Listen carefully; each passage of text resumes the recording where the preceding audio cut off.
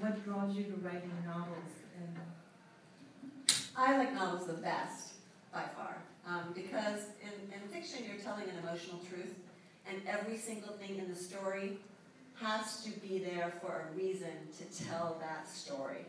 In nonfiction, a lot of times it's point of view, different statistics, different facts that maybe can change, but in a novel, if you have a sentence that isn't contributing to that, what you're trying to say about life or love or whatever, it shouldn't be there.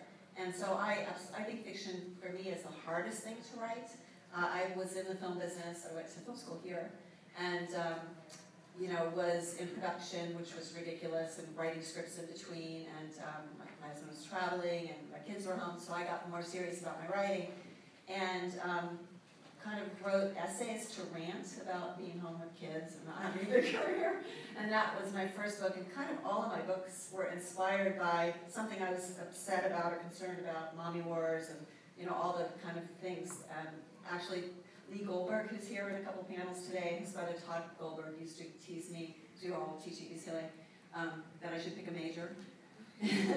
Because this one happens to have mystery elements, they all have family drama elements, I've written humor, but they all have how to live contemporary life, and especially in LA, which is this, I don't want to say cesspool, but the origin of our culture of sex, drugs, rock and roll, and I grew up in Ohio, and of course all the effects of media are there as well, but in LA it's really hard to raise your kids, it's really hard to have a clean life, it's really hard to have all this ambition and be here.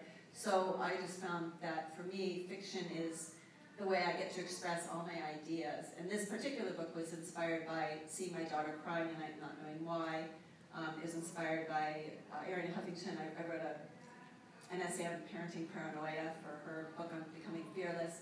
And also I was on jury duty at a trial where two mothers were arguing or trying to find what the value of the loss of their sons were after a car accident when their sons were killed. And they didn't know the guy who drove the car, they didn't know each other, but it was all about, oh my God, what would I do? So I kind of work out my problems. First I write an essay about it, and then it turns in, then I write a book, and then hopefully someday I write a screenplay. So that's kind of my evolution, but it's all about things that are bugging me. That sounds a little bit like you too. And maybe you can talk about the notion of,